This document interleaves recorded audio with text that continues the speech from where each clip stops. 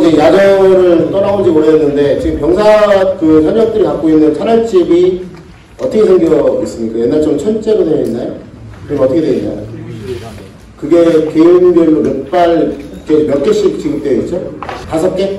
그 이상은 없나요?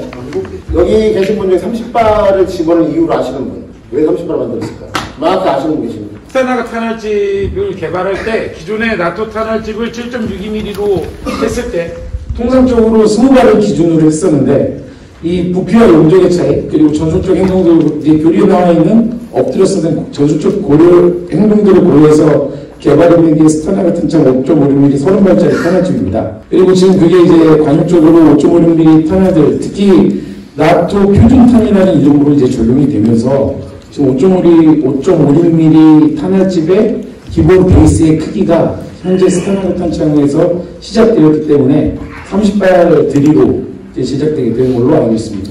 예, 맞습니다. 예. 기계적 특성에 관련된 분석을 한 것 같아요. 혹시 그 전술적 운영 측면에서 왜 30발을 하는지 아십니까? 지금은 이제 그런 나토에는 탄약에 관련 그런 기계적 문제입니다. 전술적 운영 측면에서 왜 30발을 했는지 아십니까? 이제 대형 화력을 투사하기 좀 부족하고 40발은 이제 너무 탄창이 길어지니까 포복했을 때 피탄 면적이 늘어나기에 그래서 그 중간에 30발을 한 게 아닌가 싶습니다. 결국에는 비슷한 말씀인데 예전에는 우리가 1회 때 있던 조우전 말씀 하셨잖아요. 조우전 했을 때 그거를 가지고 최대 발사 속도를 한 다음에 철수할 때까지 그 일격의 양을 계속해서 분석하고 평균을 30발이었습니다. 그래서 그 일격에서 예를 들어서 기술을 받았을 때 30발 이내로 하게 되면은 대형 사격이 안 되잖아요. 그럼 내가 죽는 거예요. 그래서 그거를 최대 발사 속도로 했을 때 그거를 분대원의 기준으로 했을 때 쏠 때 30발이 가장 효과적이라고 평균을 낸 것이 30발입니다. 근데 이게 어디 기록이 남아있을 수가 없을까요? 포트 베닝에 있는 자료 좀 다 찾아보십시오. 여기 나와 있습니다. 포트 베닝의 미 육군 보병학교에 보시면 다 자료를 찾으시면 나와 있어요. 그런 부분들이. 그래서 제가 드리고 싶은 말씀은 뭐냐면 우리 비핵탄이 너무 적다. 비핵탄이 너무 적고 왜냐면은 예전에 갔기 때문에 30몇 개를 하시는 분 선배님 30몇 개를 하셨죠. 그분들은 숙련도가 있기 때문에 어느 정도 되지만 지금 1년 6개월을 군생활 하고 나서 전투기술 숙달이 안 상태에서 지금에 있는 탄약이라는 것들은 왜냐면 전투 숙련도하고 탄약 소모하고는 어떻게 비례는 관비례입니까? 그런데 그렇게 하게 된다면 우리 너무 적어요. 왜냐면 특전사분들 와 계시지만 지금 야전에 있는 우리 병사들 특전사 여러분들처럼 하지 않거든요. 뭐 계산해보면 1년 8개월 중에 휴가 빼고 못 빼고 하게 되면 제 동기 연함장하고 대장할 때 보니까 뭐 1년 뭐 정도 좀 더 하고 있고 그 다음에 뭐 상급부에 통제교육도 많다면서 민성교육도 해야 되고 무슨 캠프도 가야 되고 뭐 무슨 정신교육도 받아야 되고 그거 다 빼면은 100 그렇죠. 그래서 제가 대대할 때 보니까 상급부대에서 320 몇 개를 뭐 하라고 이렇게 얘기 나왔더라고요. 그래서 그렇게 되면 전투를 할 수 있는 시간이 없을 텐데 라고 딱 보게 되면 그리고 지금 한번 제가 지금 연구 논문 작성 중에 있는데 18개월 근무하고 나서 그 개인화기 사격을 도대체 몇 발과 몇 번을 횟수를 하고 갔는지 제가 그걸 지금 분석하고 있거든요. 그래서 그거를 나중에 국회에서 한번 발표할 건데 이대로 가서 안 되겠다라는 좀 생각이 저는 짙게 들어서 탄알집 얘기가 나온 상황에서 이렇게 말씀 좀 드렸고요. 오늘 여기 대드론 관련돼서 이제 뜨거운 논쟁이 많이 있잖아요. 이거에 대해서 말씀드리고 싶은데 마지막에 왜 그러면 여기에서 이걸 영어로 굳이 개발 안 하더라도 이 대드론 관련된 부분에 의해서 우리가 딱 나오게 되면은 민감하게 이렇게 대화할 수밖에 없죠? 이유가 뭘까요? 대드론 얘기가 나오면? 왜 그러냐면 우리 마음속에는 북한은 드론을 갖고 있는데 우리는 갖고 있지 않아야 어떤 그런 불안감이 존재하기 때문에 그런 겁니다. 그리고 여러분들 보면은 우크라이나 러시아 전쟁에 관련된 영상을 딱 보시게 되면 대드론 전투 기술을 발휘하기 위해서 핵심적인 하나의 저희 무기체계가 있어요. 그게 뭘까요? 산탄적은 아닙니다. 그러니까 우리가 뭐 전장이 뭐 그런 전장이 전 아까 전장이자 말씀하셨고 그런 걸 떠나 소구대 차원에서 이 대드론 그러니까 적이 드론을 살기 위해서 핵심적으로 갖고 있는 게 딱 하나 있어요. 오사단 내가 가서 5번 내보겠어. 그게 뭐예요? 연막탄이에요. 연막탄을 사용 안 해요. 절대로. 우리 군이 지금. 왜 그러냐면 마지막에 이제 따라와서 자포가를 뭐 떨어뜨리는 거 아니라 걔네가 마지막 도주를 하잖아요. 그러면 그거를 빨리 차장을 시켜. 일경을 어쩌자 할지라도 추가적인 걸 안 나고 차장을 시켜갖고 우리를 응원표 시킨 다음에 대응 사격을 해야 되는데 그냥 소리 듣고 바로 대응 사격을 하면 다 죽는 거예요. 그렇다고 해서 우리가 본인 처벌처벌 많아가지고 관련된 뭐 재원이나 그런 거 주지 않잖아요. 가장 먼저 중요한 게 그 연막으로 해서 내 위치를 드론이 못 보게 하는 게 가장 중요해요. 이게 시작입니다. 이게. 그 다음에 대공하기 사격술이 나오는 거예요. 그런데 문제는 지금 여기 신병교육대에서 근무하시는 분 알겠지만 우리 지금 대공하기 사격술 교육 시킵니까? 안 시킵니까? 아마 안 시킨다고 제가 들었어요. 왜? 개인화기 사격할 시간도 없다잖아요. 지금 시간이 없어서.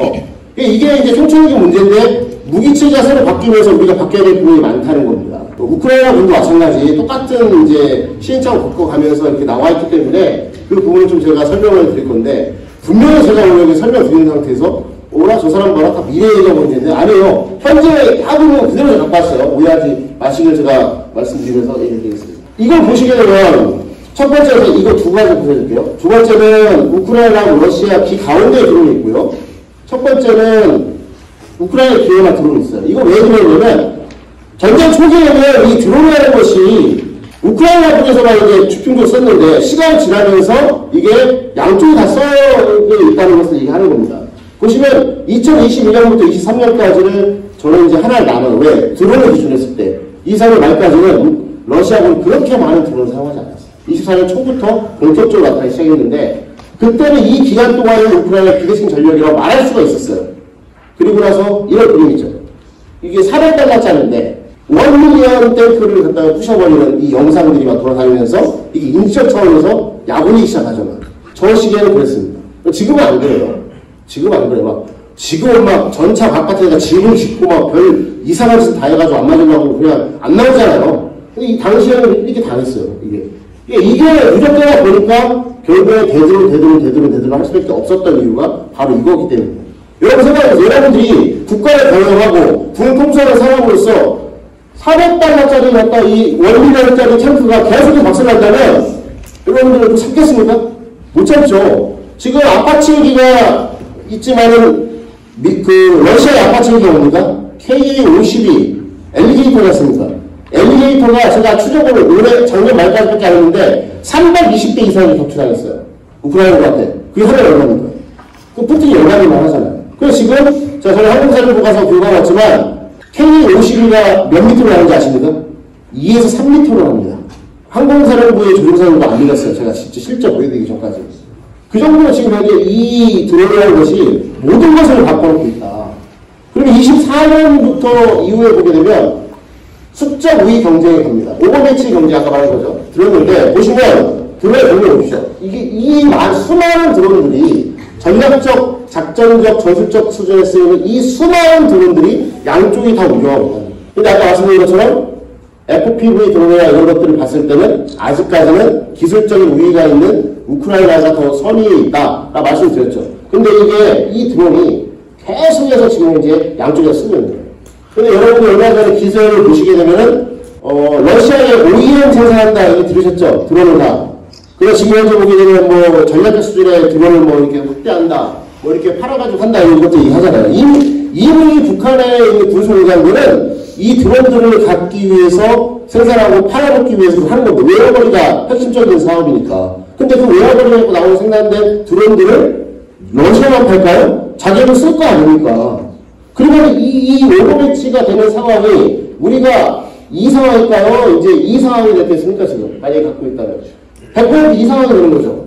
그렇기 때문에 우리가 대드론이라는 어떤 그 단어에 민감하게 잘 반응할 수밖에 없고 이거에 대한 어떤 훈련을 강화시켜야 되는 부분이 좀 있습니다. 제가 우사단 제가 우사 몇 번 갔어요? 2번 갔어요? 3번 갔어요? 3번인가 갔고 저기 계시는 바로 안 좋은 찰리 뭐 어디야? CM 찰리 마이크 CEO? 대표야 뭐야? 예, 저분께서 가서 대공황 사격을 다 가르쳤잖아요. 연막탄 까고 하는 거 다 가르쳤습니다. 국방부에서 크게 났잖아요.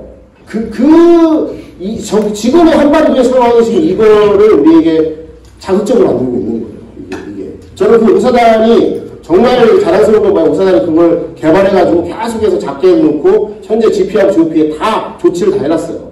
하다못해 초소에 가게 되면 그물망까지 닫혀져 있어요. 그리고 FPV 드론이 다른 말로 뭐죠? 쇼핑 드론이잖아요. 딱 들어가가지고 제일 맛있는 게 뭘까 하면 때리잖아요. 그걸 하기 위해서 앞에도 차단막까지 다 설치하는 사단이 오사단이에요. 오늘 오사단 제일 많이 왔잖아요. 그 이유가.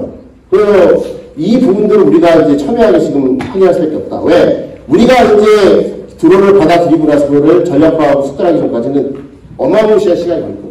근데 북한은 제가 보기에는 이미 하고 있어요. 하고 있고, 제가 학회를 하고 있으니까, 방송도 하고 있으니까, DM으로 그렇게 많은 DM이 와요.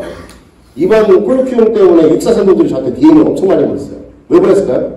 졸업식 하잖아. 근데 졸업식 연습을 빼먹기 위해서 2월 24일 하루 빠지면 좋잖아. 그래서 학교장님한테 말씀드려서 샌더지 와서 들어볼 수 있으면 좋겠다고 하면서 30명이 나한테 DM이 왔어요. 그래서 학교에 갔죠. 가서 뭐 이런저런 논란 해갖고 얘기하는 바람에 안 된대요. 그래서 제가 올 때마다 분열을 딱 써놨어요.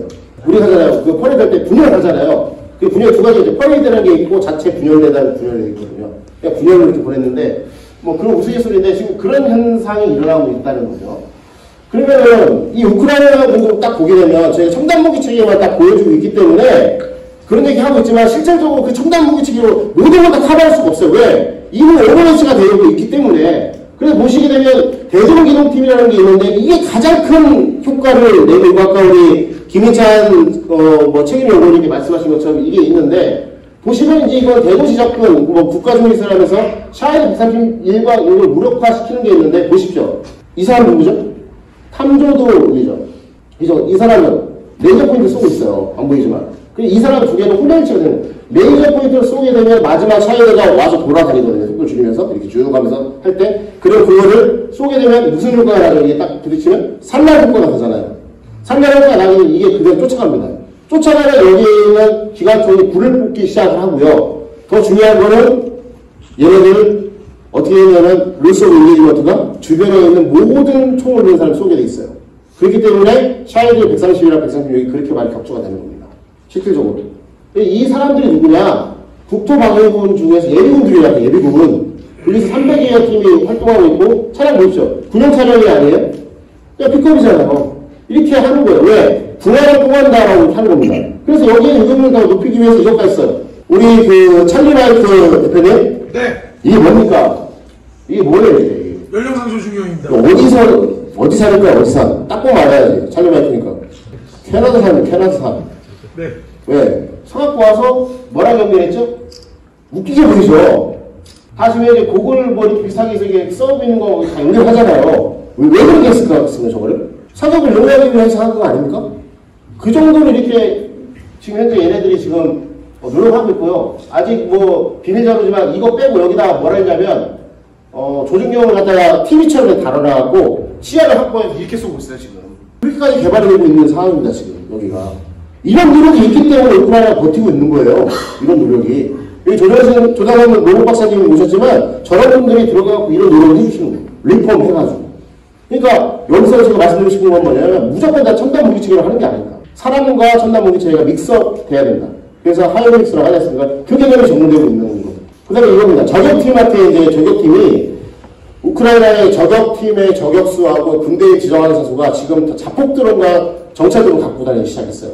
왜냐면 LOS가 확보하게 되면 저격을 하게 되지만 LOS가 확보 안 될 수가 있잖아요. 거리에서. 그때는 자폭 드론을 사용합니다. 그래서 이 사람들이 특수학적으로 이하에 있는 애들인데 이렇게 두세 명이 다니면서 이걸로 저격을 해요. 그리고 드론 감정 이제 이런 운영병도 다 운영하면서 결국 하는데 어떻게 얘네들이 지금 현재 하냐. 여기 보시면 이게 아까 잘 말씀드린 거죠. 하나 얘인데 여기에서 이런 식으로 해서 적 드론과 같이 있는 RF 스캐너 비슷하게 갖고 같이 파악합니다. 적경 지역에서는 드론을 죽이는 것보다 SO를 죽이는 게 더 중요해요. 왜? 그놈은 이거 말고 또 다른 걸 갖고 있으니까.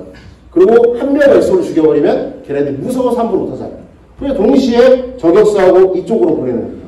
그래서 여기 있는 것들은 직접 쏘거나 아니면 이걸 갖다 박거나 그 다음에 여기는 포병을 해서 SO를 죽이거나 이쪽으로 해서 박아버리는 형태의 어떤 작전을 취하고 있거든요. 그러니까 우리가 생각하는 저격수의 개념이 지금 확장되고 있는 거예요. 지금 보시게 되면은 이런 부분들이 되게 중요하게 생기기 때문에 제가 오산을 가가지고 제가 교육을 했습니다. 너희 대도면책에 관련된 부분 없지 않냐. 근데 작전 쪽 이렇게 말씀드리지만 들어가서 수익이나 매국할 때 들어갈 때 광학장비가 추적을 해서 같이 백업을 해주게 돼 있어요. 그리고 이쪽 라인에서는 누가 올라가서 그걸 확인해주고 있잖아요. 그 개념을 지금 하고 있는 거예요.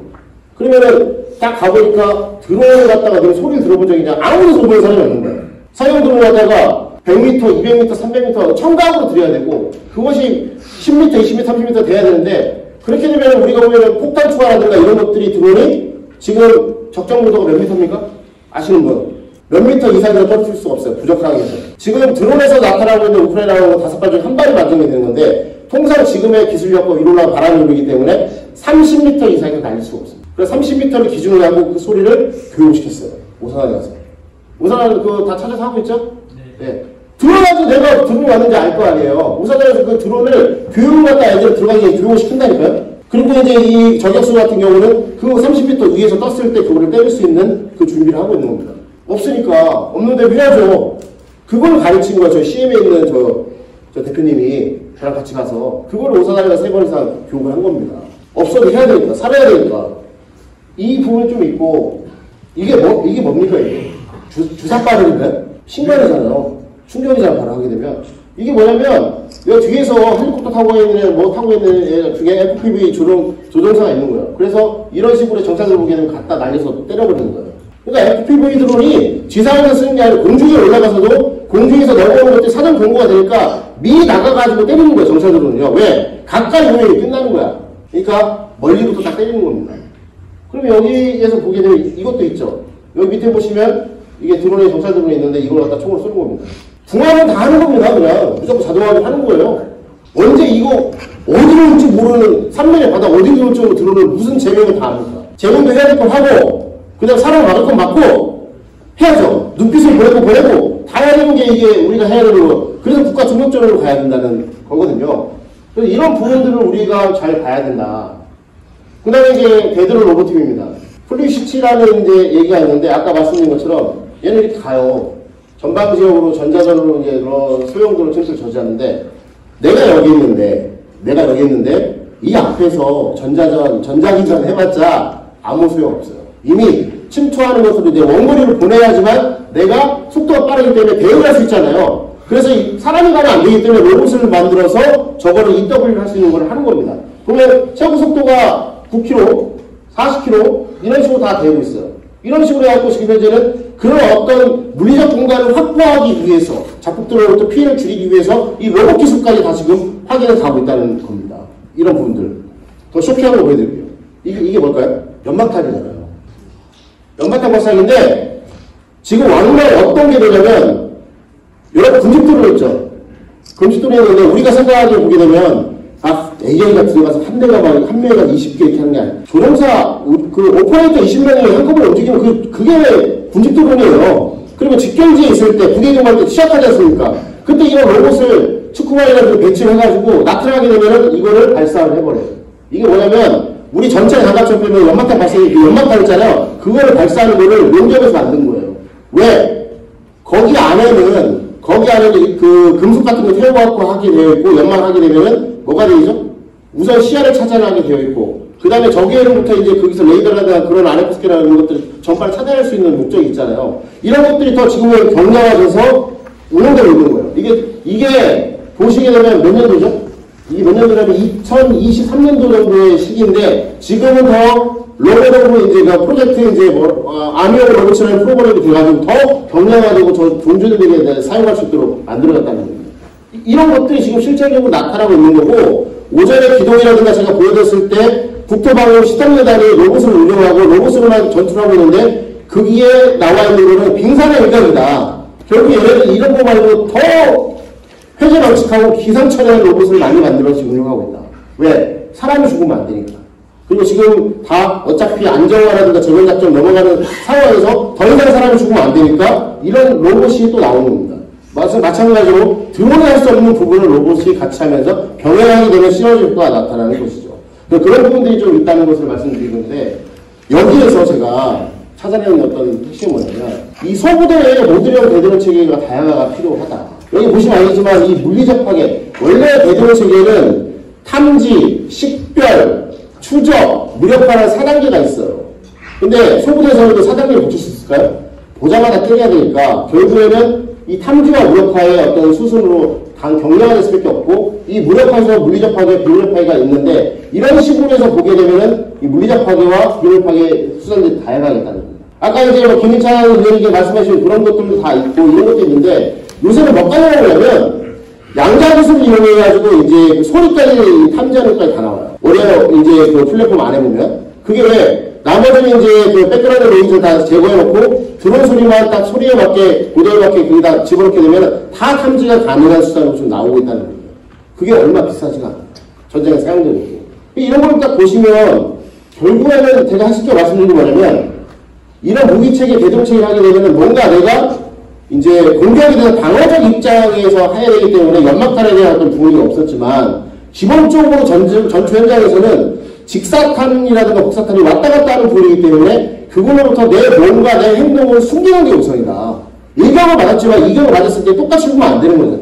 그렇기 때문에 이런 어떤 그 연막탄 개발, 그러니까 개인 추적도 되죠. 무인체계에서 이제 추적할 수 있는 그 연막탄 개발이 되게 중요하고, 제가 DMZ의 수액 작전하고 매복 들어가는 인원들한테 그랬습니다. 요새 갖고 들어가나요? 네. 예. 그 당시는 안 갖고 들어갔어요. 제가 교육방에서까지. 그 다음부터는 반드시 갖고 들어갔어요. 살기 위해서. 그리고 가끔 가다 저녁 때 이제 야전에서 제 배용이 대위처럼 저한테 막 제보해 주는 사람이 많은데 뭐라고 제보해 보냐면 분명히 소추에서 드론을 봤는데 사단에 보고를 했는데 오사단 아닙니다. 오해하지 마세요. 저 중고 공부인데 그걸 사단에서 그냥 세라고 하라고 했다고 이렇게 제보가 들어와요. 지금 사실적으로 북한군의 1군단하고 2군단에 뭐가 설치됐죠? 북한군의 다목적 무인기 대회가 지금 현재 창설이 운영 중에 있습니다. 걔네가 본 것들이 거짓이 아니에요. 실제로 많은 수많은 전 연구자이기 때문에 김일성 중앙대학교에 들어가 논문 찾아보게 되면 이미 5, 6년 전부터 걔네는 폭탄투하 이런 개발했던 것이 다 나와 있고 이미 몇 년 전부터 해서 다 반군들한테 팔아가지고 운영하고 있어요. 그런 현실을 봤을 때 우리 눈이 직접적으로 보이지 않았을 뿐이지 이미 걔네가 운영하고 있다고 봐야죠. 왜? 안보라는 것은 보수적 관점에서 준비해야 하지만 불확실성을 극복할 수 있기 때문에. 그러니까 이런 부분들을 여러분들이 되게 중요하게 생각을 해야 되고, 제가 아까 여기 국방 관련된 왔다 가셨는데 한번 제가 쌍욕을 한 번 잘 했어요. 한번 국방을 보고 쌍욕을 한 번 했는데 다른 말은 좋아하니까 안 되는데 그 들어가는 인원들이 보니까 월요 플랫폼이나 조준경 이런 것들 다 알파 브라보 팀의 팀장을 갖고 나머지는 다 장착 안 하고 들어가는 거예요. 우리나라 가장 위험한 곳에 들어가는 수액정찰하고 매복을 들어가는데 조준경하고 이런 것들을 안 갖고 들어가네? 저기 제정신인가라는 생각을 해서 국방부에 그런 걸 넣으려면 제대로 된 걸 넣어라. 넣지 마라 이렇게 말했는데 알아보니까 결국에는 그 장비를 망실하거나 그렇게 되면 책임을 소재가 있기 때문에 그거를 6명 중에 2명만 갖고 가라. 여러분 어떻게 생각하십니까? 지금은 안 그러죠? 그거 더 중요한 말씀이었어요. 솔보 전투에서 개발에서의 핵심 뭡니까? 여러 가지가 있겠지만 서프레서가 있고 없고가 아까 기도에 보였지만 절대적이에요. 오늘 우리 전방위에 보셨지만 원산한 용사들 제가 그렇게 강력하게 얘기했는데 서프레서하고 교육이 지금 됐습니까? 안 됐죠? 근데 예비군들은 소음기를 달고 사용을 해요. 민원 때문에. 이 어처구니없는 상황에 대해서는 저는 간과할 수가 없습니다. 왜? 내년은 제 앞에 든들어갑니다. 그것 떠나서 우리 소중한 미래 그 자산들이 개인화의 사격을 우리나라가 단발 사격을 뭐 하다 보니까 그렇게 되지만 그 수많은 CQB의 전투 기술에 관련된 부분도 알았다면 제가 말한 거에 대해서 여러분들 이해할 겁니다. 지금 우리가 하고 있는 엎드려 싸고 하는 거 있잖아요. 그거는 기초 사격이에요. CM 대표님 말씀이 맞잖아요. 네, 맞습니다. 네. 1, 2, 3가 뭔지도 모르고 방탄복이 있으면 어떻게 사용하는지 모르고 하는 상황인데 거기에 성급까지 없다? 이거는 있을 수가 없는 상황입니다. 그래서 이건 불평불만이 아니에요. 앞으로 내가 살아야지만 전투일성이 있기 때문에 여러분들이 각 현장에서 그 목소리를 내주셔야 되는 겁니다. 그렇지 않으면 이거는 바뀌지가 않아요. 그 말씀 좀 드리고 싶고요. 두 번째 싸우는 방법도 이제 이 대드론 체계를 하기 위해서 어떻게 하냐면 우크라이나 같은 경우는 유인 체계는 자체적으로 이제 자부체 강구하고 그 주변에 외곽 대드론 체계 운용을 합니다. 뭐 드론을 이용하던 아니면 이제 뭐 로봇을 이용하던 하고요. 그 다음에 유인 체계 중심으로 공격들 방어 실시하겠죠. 그러면은 그 둘러싸고 있는 어떤 무인체계가 적들은 탐지 자체 무력화하고 거기서 빠져나오는 애들이 있을 거 아니에요. 그것을 유인체계 관련 연구를 해가지고 연막차장 실시한 다음에 조치를 하고 그 다음에 마지막에 이제 같이 활용의 적들로 경멸하는 걸 하는 겁니다. 그러니까 지금의 어떤 우리의 스타일을 보게 되면 적의 무인기가 들어오게 되면 바로 당해야 되는 건데 얘네들은 용인 북학계를 확보해서 최대한 그것을 지연시키고 오면서 자체 방어력을 강화시키는 겁니다.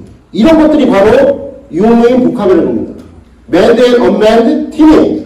이게 나와야 되는데 그냥 유무인 복합이라고 말만 하고 있지 이게 그냥 무기체계로 들어가는 게 아니라 군사혁신 측면에서 무기체계와 싸우는 방법과 조직 변성에 같이 들어갈 때 이런 어떤 이야기가 나오는 건데 실제로 많은 주부는 우크라이나에서 하고 있는데 우리는 많이 죽지 않아서 안 하고 있는 건가요? 라고 반문하게 봤을 때 누가 대답할 수 있을까? 이 부분에 대해서. 그러니까 여러분들도 이런 부분을 참 고민해 보시면서 우리가 이거를 나가야 된다. 그래서 이 대동이라는 것이 그냥 대공사격하는 거 하나뿐만 아니라 이 드론이라는 것은 어마무시한 것들을 끌고 오기 때문에 그것을 철저하게 차단하고 철저하게 사전에 경고를 하면서 이걸 없애야지 그렇지 않은 이 대드론 방어는 할 수가 없다. 그래서 여기 보시면 제가 여러 가지 우크라이나군의 대드론 체계 관련된 소부대를 소개했잖아요. 이게 왜 그랬습니까? 더듬이를 펼쳐서 먼 곳부터 그 드론의 위협을 상쇄시키기 위해서 하는 활동이고 결국에는 유명국가를 통해갖고 그럼에도 불구하고 전술적 수준에서도 무인체계에 의해서 한 번 상쇄하고 그 다음에 유인체계에서 두 번 상쇄하면서 일전에는 10이라는 피해를 받았지만 지금은 하나라는 피해로 줄이고자 하는 노력의 산물입니다. 그래서 이런 부분들을 우리가 잘 봤을 때 우리가 얻을 것들이 많고요. 그래서 이제 현역과 일부의 대드론 기능 또는 조직을 최적화해야 되는데 부대 만들어주세요. 만들어줍니까? 그냥 기능을 보완해야 할 수 있는 거예요. 그래서 예를 들어서 현역 같은 경우는 앞으로 이게 들어오는 조직이 가는 건데 오전에 제가 보여드린 것처럼 예전처럼 대드론 기능을 이제 가미하는 부분들이 있는데 이건 어떻게 되죠? 결국에는 갖고 있는 편제 장비 화기로서 전투 수행을 하면서 운영으로 풀어야 될 부분. 대대와 분단 경계부대 일부를 대드론 부대로 전환을 해야 됩니다. 여기 대드론 부대는 공격형도 있지만 방어형도 있어요. 그래서 지금 보게 되면은 방폭형 장비도 있는데 뭐냐면 어떤 곳이든 간에 핵심 노드가 있어요. 핵심 노드 바깥에다가 APS처럼 해서 뭐랄까 일반 정도 해가지고 딱 터지게 되면 그게 상쇄시킬 수 있는 그런 것도 있고요. 그 지휘선에서 당연히 필요한 것들이요. 그런 것들이 필요할 것 같습니다. 그래서 이제 현역 같은 경우는 만들어줄 수 없기 때문에 일부 기능을 전환하거나 업그레이드하는 부분이 있고 예비군 같은 경우는요. 여기에는 이제 대도시 국가 중에서 산업단지들 방어 대전팀 운영할 필요가 있어요. 이거는 합동방위 이작전사 얘기가 가장 큰 거고요. 이 대전팀은 우크라이나 대전팀의 무용사를 전혀 편성하는 게 좋을 것 같고 중요한 거 지역별로 메터시티시를 고려해서 군사혁신에 이제 3대 요새 무기체계 싸움모가 조직돼서 최적화하는 게 되게 중요할 것 같습니다. 그리고 대전팀의 동원 주정 전투차량은요 뭐 어디표 뭐 주는 게 아니라 동원으로 지정되어 있는 것들을 활용하고 그 다음에 기관총 시장용에 있는 것들을 AI와 3D 프린팅 등 기술 적용해서 리폼을 하는 게 중요합니다. 언제 다 그거 만들어줄 거예요? 돈 없잖아요. 기관총 M60 잘 나갑니다. 잘 나가는 거 안에다가 아까 말씀드린 것처럼 그런 이제 뭐 그 광학장비 연결한다든가 아니면 텔레비전 갖다 바꿔준다든가 하는 리폼을 하면은 그게 다 된다는 겁니다. 다 돈 사는 게 아니고요. 그런 것도 첨단 무기체계는 첨단 무기체계로 가야 될 건 가고 그 다음에 있는 것을 활용하고 그 다음에 몸으로 때리고 몸으로 때우는 그래서 방법과 수단을 다양하게 해야지만 이 대드론도 저희가 영향을 해낼 수 있다는 그 말씀을 제가 오늘 드리는 거예요.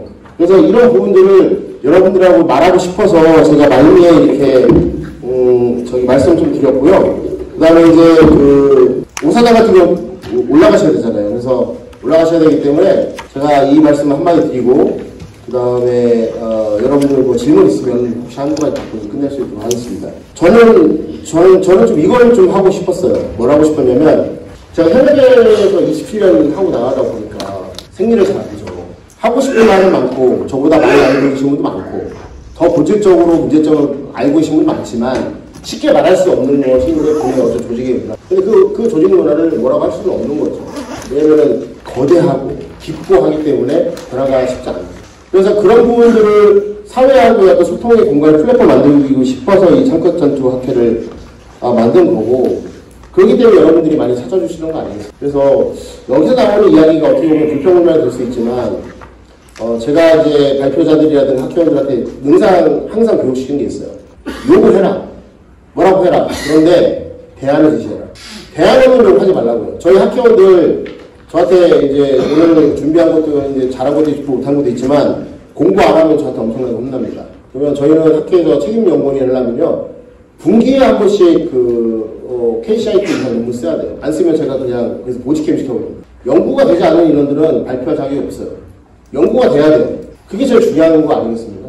그래서 그런 부분들을 여러분들이 실제로 할 수가 없으니 이 플랫폼에 들어오셔가지고 그런 부분들 잘 활용하시고 필요하신 협업 연구도 하시고 하면서 여러분들의 변화되는 과정에서 대리 역할을 해주는 거고 그 템포를 빨리 해주기 위해서 저희가 존재하는 이유가 그겁니다. 그래서 저희는 반드시 여러분들한테 싫은 소리 다 하고 칭찬도 하겠지만 그 대안을 반드시 저희는 제시한다. 그런 측면에서 말씀을 좀 드리고 싶고요. 제가 지금 대동 관련된 소부대 관련 조직 말씀드렸는데 혹시 궁금한 사항이라든가 뭐 코멘트 있으십니까? 질타는 좋습니다. 저는. 예. 있으신가요? 예, 말씀해 주세요. 저 구상하면서 하루 종일 그 세미나 학회를 듣는 처음인 것 같습니다. 너무 좋은 말씀과 새로운 얘기 많이 듣고 많이 배워가는 것 같습니다. 저는 설명을 드렸지만 특수학교 드론교육센터에서 임무를 하고 있습니다. 좋은 내용들 다인 것 같습니다. 새로운 내용들도 많았고, 근데 배경 자체는 이제 우크라이나 러시아 전장에서의 전쟁 중에 있지만 전원 분석 위주의 어떤 좀 더 세부적인 분석을 말씀해 주셨는데 좀 더 이제 힘드실 수 있지만 우리나라 전장 환경에 맞게끔 조금 더 가미해 주시면 여기 지금 초급 장교분들부터 시작해서 많은 분들이 오셨는데 이해하기도 좋을 것 같고 앞으로 이제 군생활 해 나가면서 많은 것들을 좀 더 창의적인 생각을 할 수 있을 것 같다는 생각이 듭니다. 잘 들었습니다. 그럼 한 말씀 드리면 저희가 뭐 연구 안 해놓고 뭐 이렇게 말씀드리겠어요. 연구해놓을 건 다 해놨는데 저희는 기다리는 겁니다. 그러니까 여러분들이 하실 때까지 그렇게 할 거고 저희가 제공을 또 해드릴 거고요. 그리고 또 이제 그런 부분들을 약속드리는 바고 사실 안 해놓은 것도 아니고 그리고 이제 드론 센터에서 이제 계시지만은 결국엔 드론 교육과 대드론 교육 같이 나가야 되는 부분이거든요. 그래서 스텝 바이 스텝으로 가야 되는 거고 여러분들이 소화하는 능력이 다 다르기 때문에 그 다음에 여러 가지 있기 때문에 저희가 천천히 가는 걸 말씀드린 거고 그 부분에 대해서는 저희가 분명히 저 나름대로 여러 가지 option 중에 하나를 갖고 있다라는 말씀 드리고 싶습니다. 예. 민간에서 로봇 개발하고 있는 한국생산기술연구원 조동사입니다. 제가 항상 그 민간인이지만 여기 잠깐 전투학교에 오는 것은 국방 로봇을 개발하려고 그러면은 군에서 어떻게 쓰이는지 알기 위해서 오거든요. 그래서 여러분들도 사실 아마 많은 관심을 가질 텐데 여러분들도 민간의 기술을 좀 알기 위해서 조금 노력해 주셨으면 좋겠고 다음에 또 그런 기회도 있으면 좋을 것 같습니다. 그리고 또 하나 말씀드리고 싶은 것은 제가 이제 96년도에 병사로 몸담았던 5사단에서 이렇게 무인 체계에 대해서 관심을 너무 많이 가지셔가지고 뿌듯합니다. 제가 드리고 싶은 말씀은 이겁니다. 계속 이제 학회 자체가 이제 속부대 전투를 목적으로 하고 있고 그러다 보니까 대드론이나 이제 드론 쪽에 좀 많이 하는데 실제 이제 전쟁에서 보면 대량 살상 무기 그러니까 미사일이 하는 역할이 있고 전차가 하는 역할이 있고 그 다음에 이렇게 있지 않습니까? 근데 제가 그 전에 듣기로는 대부분 이제 대량 살상 무기 그러니까 대형 무기들에 좀 관심이 많았었거든요. 근데 실제 그 우크라이나 전쟁이 되면서 소형 드론 체계나 이런 부분들이 많이 이제 관심 가게 됐잖아요. 근데 혹시나 제가 좀 약간 오해를 하실 수도 있을 것 같아가지고 제가 봤을 때는 각자의 그 역할이 다르고 각 그 체계마다 싸우는 방법이 다 다를 텐데 웨프는 동부 전선에서 사용될 로봇을 서부 전선에서 똑같이 해야 되는지 왜 그런 분위기인지 그거 좀 말씀해 주시겠습니까? 민간 입장에서 굉장히 궁금하더라고요. 그러니까 동부 전선에 싸우는 로봇과 서부 전선에 싸우는 로봇이 동일된다고 말한다는. 네, 좀 달라야 될 것. 제가 봤을 때는 그 사단마다 좀 달라야 될 것 같거든요. 맞아요. 네. 그 말씀이 맞는 거고, 제가 오전에 이제 말씀드렸던 워크숍이라는 데를 말씀드렸잖아요. 우크라이나는 이제 좀 독특한 어떤, 여러분 사이트로 유나이티드 24라는 걸 들어가 보시게 되면, 거기 되게 웃긴 시스템이 있어요. 뭐냐면, 전 세계로부터 이제 비트코인을 받아요. 전비로. 받고 나서 두 가지 프로그램을, 돌립니다. 그게 아미 오브 로봇츠, 아미 오브 드론스라는 걸 하는데, 그러면서 그것들에 관련된 부분들을 바깥에 있는 어떤 그 헤드로프라는 이제 디지털 핵심부 장관이 하면서 그 사람한테 부총리 임무를 줬어요. 왜냐면 국방부 장관은 너는 전시가 되기 때문에 올인해라 라고 해놓고서 디지털 핵심부 장관이 그거를 가지고 스타트업이나 모든 걸 다 끌어 만들어서 다 그걸 작동하고 있거든요. 작동하고 있어서 그거를 이제 그 과학기술자들이 딱 들어가서 하는데 그 프로그램을 받으면서 지하에다가 이제 그 워크숍, 민간인 워크숍을 다 만들어줍니다. 왜냐면 연구실하고 생산실을 만들어주고 그 다음에 각 사단, 그 여단과 그 사단이 없기 때문에 여단과 대단은 아예 워크숍이라는 걸 또 기동형으로 모바일로 다 만들어줘요. 만들어주면서 민간에서 있는 기술들을 기본만 딱 제공해줍니다. 모듈 형태로 제공해주고 그리고 아까 말씀드렸을 때 우크라이나하고 형태가 여러 가지가 있다고 말씀드렸죠. 산악 여단도 있고요. 기계화 여단도 있고요. 전차 여단도 있고 공중 강수 있고 특수학교 얘기 있는데 각각의 특성에 맞게 워크숍 운영하고 기본적으로 나와 있는 소부장 정도만 그냥 프로그램 정도만 제공받으면 거기 안에 자기에 맞도록 다 변화시켜서 다 만들고 있어요. 근데 우리가 쓰는 송부대에서 쓰고 있는 드론과 로봇 생각해 보십시오. 여러분들 보면은 뭐 CES 보게 되면 로봇이 막 이렇게 다니고 하잖아요. 그거 소부대에 쓸 수 있습니까? 못 써요. 비싸서. 소부대에 쓰려면 가성비가 높은 거예요. 그렇기 때문에 아까 말한 것처럼 제가 오전 말한 것처럼 그게 로컬리하게 그게 습득이 가능하고 만들기 쉽다라는 이유가 그거거든요. 그래서 원일 방식의 그런 부분들에 대해서는 그렇게 하고 있고, 말씀대로 이제 작전적 수준이나 전략적 수준에 있는 것들은 중앙정부의 직권적으로 지금과 같은 걸 위해서 속도가 빠르게 개발해서 하고 있는 거예요. 그렇기 때문에 우리가 이런 부분에 대해서 이제 말씀하신 대로 그런 사유가 나오게 되면 미군도 마찬가지지만 우리보다 덜하지만 우리가 결국에는 핵이라는 문제가 있었기 때문에 결국에는 이제 되게 정밀하고 WMD 위주의 어떤 그런 자산들을 해나가고 있는데, 지금 갑자기 인구 절벽 때문에 국방 병력이 없어져 버리니까 소부대의 중요성이 나타나요. 그러니까 미처 준비하지 못한 영역에서의 어떤 문제점이 발생하고 있는 건데, 그런 찰나에 우리와 상황이 똑같은 것이 우크라이나네 하면서 거기서 벤치마킹을 한 거예요. 왜? 우크라이나는 핵을 가져야지 않고 있고 러시아는 핵을 갖고 있고, 우크라이나는 병력이 얼마 안 되는데 러시아는 그의 세력을 가지고 있고 하는 모든 여건들이 다 우리가 비슷하기 때문에 그렇게 나와 있는 거거든요. 그렇기 때문에 제가 보기에는 이건 문제점을 생각하지 않습니까? 이제 인식을 했기 때문에 이런 소부장책이라든가 이런 관련된 어떤 민군 융합의 새로운 어떤 채널을 개설한다면은 오사단 지금 현재 그 공방 만들고 있거든요. 개소를 좀 이따 한답니다. 저희가 시발점이 돼가지고 계속 이제 사단별로 확산이 나가야 되고, 그 다음에 더 되게 도전 요소보다는 기회 요소 있는 게 뭐냐면 사단 내에도 여단 내에 교수위원회가 다 있지 않습니까? 관련된 부분들이 이제 기반 시설들이 다 나와 있기 때문에 조정남 박사님께서 생각하시는 문제점은 이미 조금씩 상세가 될 것이다. 그때 중요한 건 뭐냐면 야전 나가서 재연 기부를 하셔요. 네, 저 나갈 때 항상 쫓아오셔가지고 가서 교육을 같이 해주시면 이 속도가 더 빨라질 수 있다. 네, 그렇게 말씀을 좀 드리겠습니다. 네, 항상 창끝 전투학교 오면은 뻔하지 않은 이야기를 주셔서 선언적 문구가 아닌 진짜 핵심을 잘 찝어주셔서 감사합니다. 예, 말씀. 네, 훈련소에서 근무 중인 중대장입니다. 또 긴 시간 감사드리고, 저는 좀 이제 원초적으로 지금 주제 자체도 이제 소부전투에 대해서 이제 말씀하시다 보니까, 그 원초적인 인원들이 이제 훈련병들이라고 또 저희 생각을 합니다. 그리고 그래서 이제 이번에 저희도 사실 드론에 대한 부분이 일체 교육 내용에 훈련소에는 사실 없어서, 아까 잠깐 얘기하셨듯이 이제 대공 사격도 안 가르치지 않느냐라고 얘기를 하셔서, 물론 이제 저희가 이제 기회교육식으로 지나가듯이 하지 사실 구체적으로 정확히 가르치지는 않습니다. 저희 질문은 사실 지금 전방사단이 앞으로 뭐 조직 편제라든지 무기에 대해서 이렇게 되게 얘기를 많이 해주셨는데, 현재 실제 우리 소부대 전투원들이 몸에 지니고 있는 무기들, 즉 개인화기, 수류탄, 아까 이제 연막탄을 던져가지고 제압하는 것도 생각을 못했던 부분인데, 그렇다면 이제 개인화기하고 수류탄을 가지고 당장의 드론을 우리가 방어할 수 있는 능력은 과연 될 수 있는 것인지 전문가들 입장에서 어떻게 생각하시는지 좀 궁금하고, 그런 게 만약 가능하다고 하면 저 개인적으로 지금 훈련소에다도 제시하고 있는 게, 드론에 대해서 우리 훈련병들에게 기본적으로는 어떤 대응할 수 있는, 지금도 뭐 예를 들어서 적항공기 추적이다라는 상황만 주고 다다다다다다 이러고만 있는 현실에 안타깝게 생각하고 있고, 실질적으로 그런 친구들에게, 여기서 친구들은 드론에 대한 중요성도 알고 있습니다. 그래서 좀 더 이렇게 현실적인 교육을 해주려면은, 학회장님께서 정정신님, 소화기는 어떻게 했을 때, 대공함은 어떻게 했을 때 충분히 제압할 수 있다. 또는, 공중폭발이라는 우리가 가지고 있는 소화기 중에 하나인 수류탄으로도 어느 정도 이제 제압을 할 수 있다. 뭐 어떤 이런, 좀 데이터를 좀 같이 얘기해 주신다면은, 그걸 근거로 해서, 신변교육에도 좀 집어넣을 수 있는 근거로 내가 제시할 수 있을 것 같아서 좀 조언 좀 드리려고. 좋은 제기시네. 똑같은 질문을 이제 우사단에서 해갖고 제가 이제 작년, 재작년 때 교육을 하고 왔거든요. 우크라이나 전쟁에 답이 다 있습니다. 있는데, 그건 뭐, 레프트시에 관계없는 거잖아요.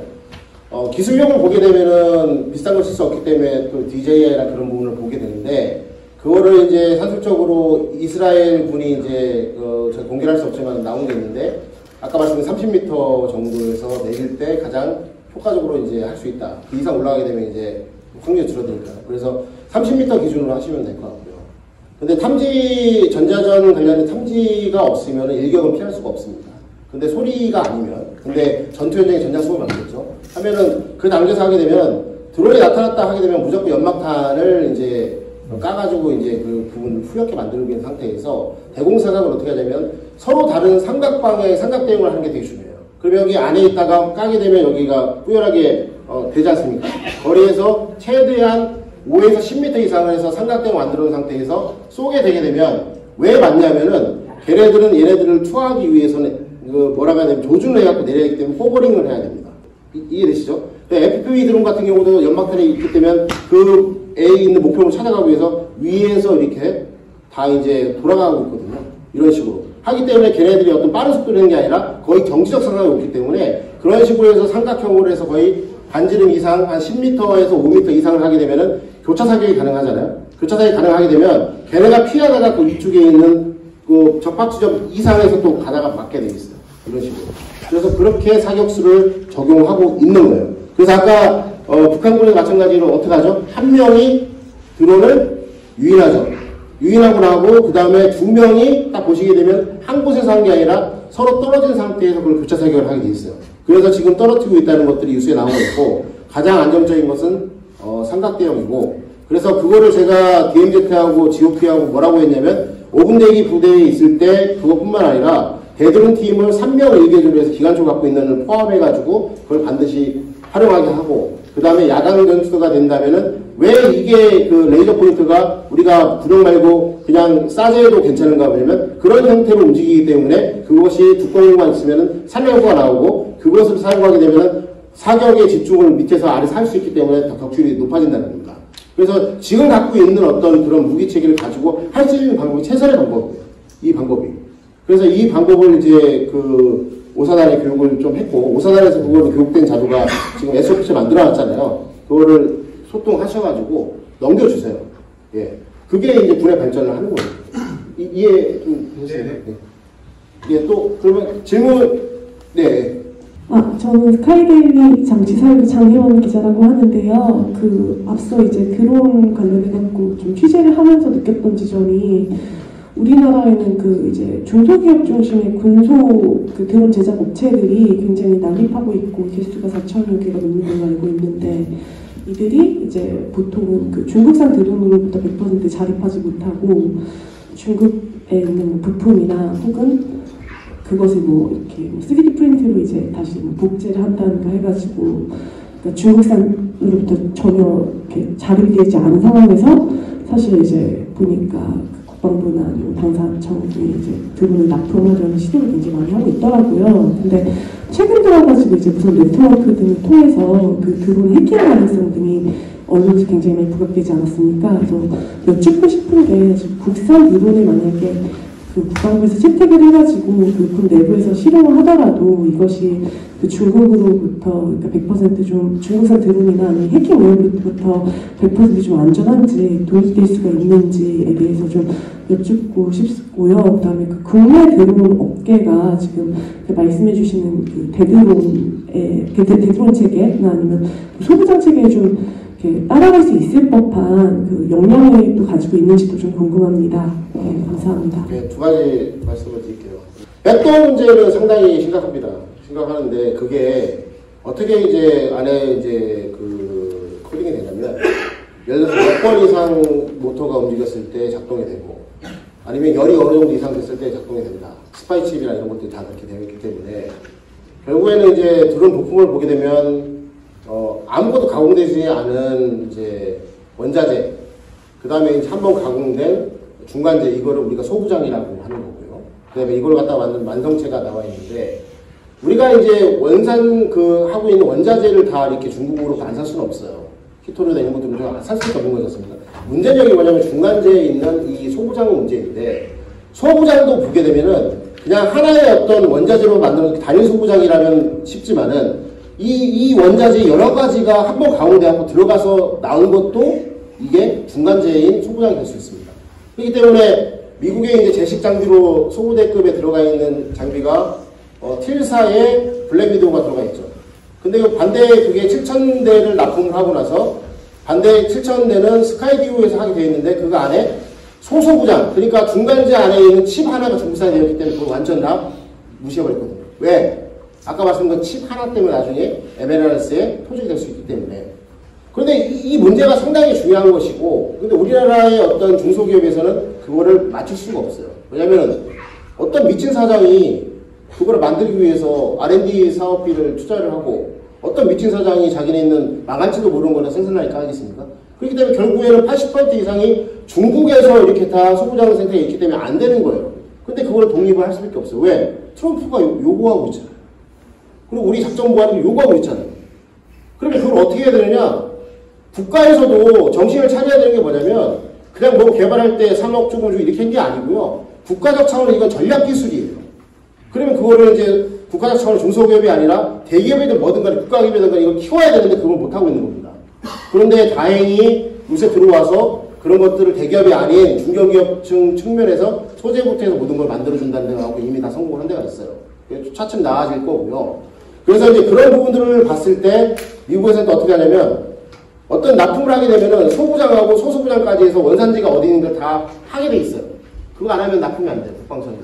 근데 우리는 마찬가지로 그런 거에 대해서 방사청법이나 이런 것들이 구체 안 되어 있지만 실질적으로 뉴스에 기자시면 알겠지만 그거 나오면 어떻게 됩니까? 바로 까이잖아요. 왜? 바로 까이잖아요. 그래서 안 되는 거예요. 그래서 법적인 문제와 현실적인 문제가 이게 상충하고 있는데 왜 그러냐면 중소기업이 도산할까봐. 그런데 국내 입장에서 그걸 쓸 수가 없는 상황이에요.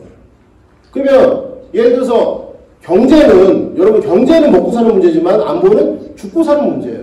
군인의 입장에서 죽고 사는 문제이기 때문에 소부장 안 된다고 얘기할 수밖에 없는 거예요. 근데 정부 입장에서 말을 못하는 거예요. 그렇죠? 그러면 우리나라에 있는 어떤 그런 의지 있는 기업들에게 국가 정부에서 예산을 지원해 주면서 그걸 전환해야 되는데 아무나 전환하면 안 돼요. 유사한 기술이 있는 업체가 가야 돼요. 모터와 배터리를 만들기 위해서는 모터와 배터리 가정용 제품 만드는 그 회사에서 전환을 시켜줘야지만 그게 가능한 거예요. 이해되시죠? 센서도 마찬가지 차량용 센서를 만든 회사에서 만들어줘야지만 가능한 겁니다. 두 번째는 뭐냐면 조건이 그걸 만들었을 때 판로가 이미 해외 판로를 개척한 데서 해야 돼요. 왜? 내수에서 그게 규모의 경제를 할 수 없기 때문에 기존에 갖고 있는 내가 자동차에 배터리를 팔던 회사가 있으면 걔네가 들어오는 애 로봇실에 들어오는 소부장에 개발을 했다 하게 되면 그 채널을 통해서 그냥 팔면 되는 거예요. 이 두 가지를 정책적으로 보고 중견기업이든 중소기업이든 대기업이든 전환시키는 노력을 해야 되는데 그런 노력을 보는 제가 보기에 공무원이 없다 지금. 예, 그래서 지금 그거를 뒤쪽에 와 계시지만은 포천하고 지금 해나가고 있고요. 소부장들 다 하고 있고 그 다음에 감사하게도 우리나라의 중견기업에서 그거를 다 하고 있는 소부장 하면 중요한 게 뭐죠? 모터, 배터리. 근데 이게 나눠 있으면 안 되고 효율적에 FP 들으면 4개의 모터에 하나의 배터리가 있으면 파워팩이라 하잖아요. 그거. 그 다음에 또 뭐 있죠? 통신 모듈, FC. 그 다음에 또 뭐 있어요? 센서. 그죠? 수신기. 뭐 이런 것들 있잖아요. 그 다음에 바깥에 있는 어떤 그런 그 소재까지 그 기업에서 그걸 다 준비했어요. 그래서 그 기업은 돈이 처벌 많아서 그렇게 했겠습니까? 아니잖아요. 왜냐면 우리나라가 몇 번 당했어요. 제초에 뭐 당했어요? 드론 당했죠. 두 번째 CCTV 당했죠. 그래갖고 전방부대는 다 뜯어갔죠. 세 번째 지금 대동체계 한다고 해서 또 당할 거 아니에요. 계속 당하고 있어요. 그거 언제까지 우리 그렇게 하고 있을 거예요? 전투 못해요. 우크라이나 러시아 전쟁에서 아까 뭐 핸드폰 말씀하시겠지만 그런 스파이칩 하나, 그 다음에 백도어 하나, 그 다음에 전파 3명 이상 못 쓰게 하거든요. 지금 우크라이나군은 전화를 할 때. 전파가 3명 이상 밀집되면 그게 나오니까 그런 식으로 해가지고 지금 현재 살려고 그렇게 바둥바둥하고 있는데 우리가 경제적 이득 때문에 그걸 허용해 준다면 여러분 자식들이 죽게 된다면 그걸 허용해 주시겠습니까? 안 된다는 거예요. 지금 이제 분위기도 무르익어 갖고 그런 회사가 나타났는데 제가 한 가지 우려스러운 거 뭐냐면 그 회사가 독점할 수밖에 없는 거거든요. 그러면 기존에 있는 중소기업에서는 걔네가 다 해먹는다 이렇게 하는데 그럼 만들던가 그런 상황인 겁니다. 그래서 이제 기자님이시니까 그런 어떤 상황이 도출되게 되면 그거를 네거티브한 어떤 경제 관점을 보시면 안 되고 죽고살의 안보의 관점에서 잘하고 있다. 더 잘할 수 있다. 너희를 통해 갖고 전 세계에 우리 소부장을 쓸 때가 있다. 왜? 미군조차도 대대급 이상의 무기체에 달려있지만 대대급 이하는 없어요. 밑에 있는 드론 로봇을 못 만들어. 왜? 소부장이 없으니까. 그래서 지금 어떻게 다니고 있어요? 트럼프가 앞에서 뭐 이렇게 하고 다니지만 밑에 있는 다 움직여갖고 전 세계 소부장 지금 시장 파악하고 있어요. 우리나라도 왔다 갔어요. 저도 만났어요. 그게 우리나라의 현실이에요. 그래서 여러분들이 여기에서 말하는 소부장 잘하기 위해 드론하고 로봇전투하기 위해서는 그 소부장이 뒷받침되면 안 된다. 탈중국화, 메이드 인 사우스 코리아 이게 안 되면 안 된다. 그런 부분들을 기사를 강력하게 써주셔야 되고 정치권이 움직일 수 있도록 해주시면 될 것 같습니다. 그래서 이제 제가 더 드리면 안 되니까 여기 오사단이 있으니까 이제 마무리하고 끝낼 수 있도록 하겠습니다. 오늘 더 하고 싶은 말이 많지만 여기서 시간 관계상 여기 박수로 마무리시고 여러분들 백내에 건강하시고 행복하시고 다음 콜로큐에 다시 뵙도록 하겠습니다. 감사합니다.